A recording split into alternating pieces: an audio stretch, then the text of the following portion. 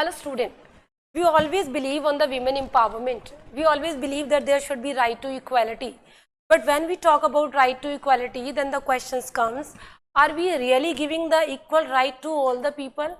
So now in this video, I am discussing with you an important topic which may be helpful for your essay writing, which may be helpful for your constitutional topics and also in your personal laws topic.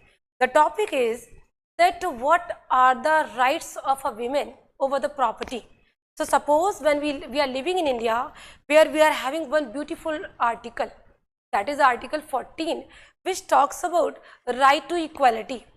Nobody can be treated unequally. Everybody is to be treated equally, and there will be equality of law and equal protection of the law. Now the question comes, when our constitutional law gives the equal treatment to every person irrespective of religion, race, caste, sex or place of birth, then the questions comes, there are two individuals, one that is male, other that is female. So it is always to be considered that male are given the lots of power and the women not. Now in this video I am just trying to scrutinize over whether the women in India is given equal rights in terms of the property. So just starting with this point, that what are the important rights which are given to the women in India in respect of the property. Generally in India, we are following the patriarchal minds of the property. So the property vested with the male authority and the female are getting some less amount. Now in India, when we talk about laws, the laws are two kinds of laws. One that is simple statutory laws, other that is personal laws. In India, we have personal laws, like Muslims are governed with the Muslim personal laws, Hindus are governed with the Hindu personal laws, Christians are covered with their laws, and the Parsis are governed with their laws. But the question comes, whether all these laws are talking about right of the property to the women or not. So I am just starting with the point that the first law which deals with the right of the property of a woman, that is secular in nature, which is Indian Succession Act 1925.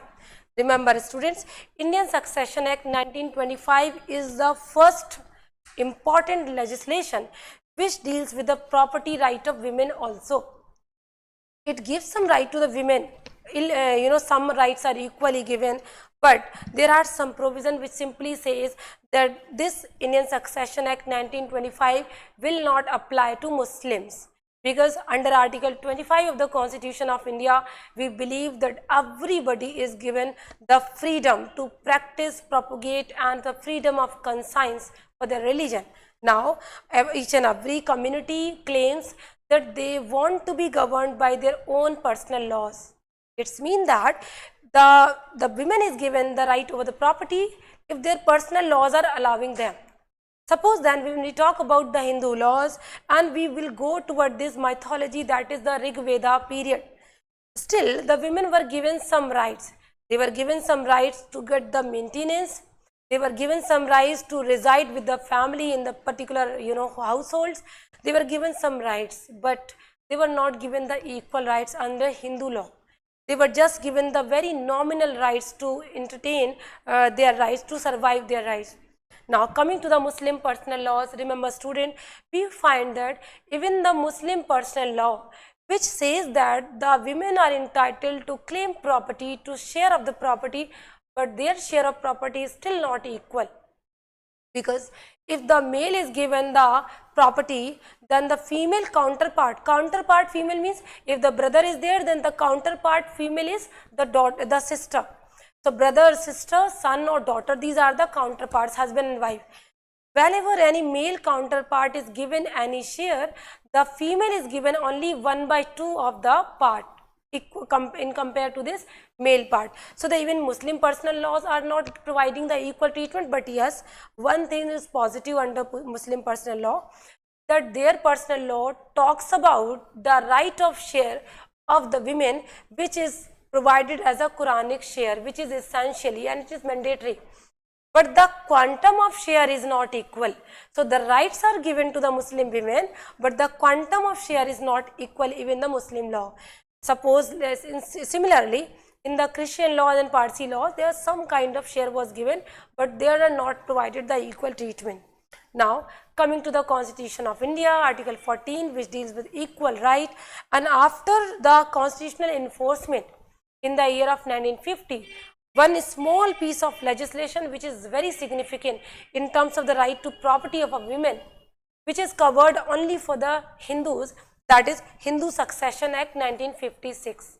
Hindu Succession Act 1956 deals with the right of the property, and it is also provided to the women too, which is given under our section is 14 and 15. Section 6 also gives some kind of right, but in the year of 2005 there was a constitutional amendment was introduced in this law, which has provided some kind of beneficial rights to the women if the women she is to be treated as an equal co-partner.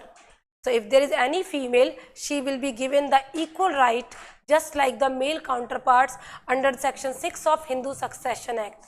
So under Hindu Succession Act, the daughter is to be treated equally in the same parlance as the son is treated. Both are to be given the same rights as well as the same duties over the property. Still there are some kind of discrimination under section 14 and 15 still waiting. So we need some positive results by the Court of India. So now when we talk about Muslim law, that is to be governed by the Sharia law, they provide some kinds of right. But now in present time, we are talking about that there should be equal treatment. And the equal treatment is only possible when the equal provisions of law will treat every woman irrespective of the religion. That is what we are having Article 44 of the Constitution of India, which talks about Uniform Civil Code.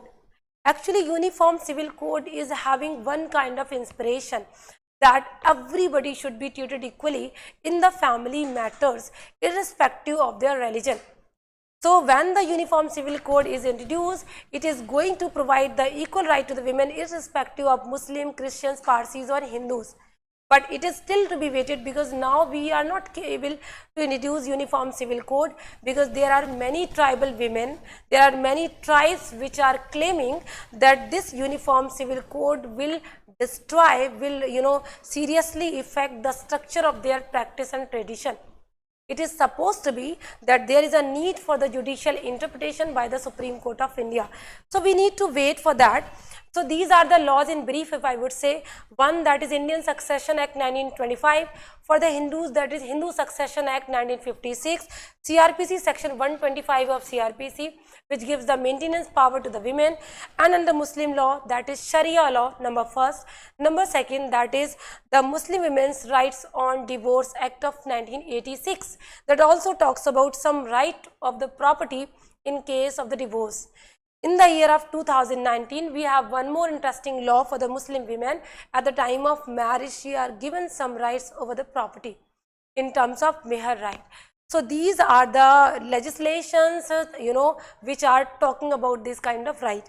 Now I'm just giving 2-3 important Supreme Court judgment which will take you to that aspect that of course we are having some positive aspect. There was one judgment that is saying about the right to equality, which is about these rights of the women who is Muslim, that is Shah Bano. So in the case of Shah Bano in the year of 1985 and recently Saira Bano versus Union of India in 2019, Shabnam Hasmi versus Union of India is 2015. So these are the judgments which are saying that there is a need for Uniform Civil Code, but in some divergent positive regard. Similarly, under Hindu laws, that is Phulvati case in the year of 2016, and recently one more judgment which is talking about that positive reforms should be taken in the right of women as a co-partnership. So we need to wait for some very positive result in the same parlance. That is what from this side. So in conclude, we can say yes, of course, the personal laws are providing some rights to the property on the women, but some secular laws like Indian Succession Act 1925 deals with the lands which are not covered in the personal laws, like agricultural law. It provides some equal treatment. Similarly, there are some state laws which are the local laws.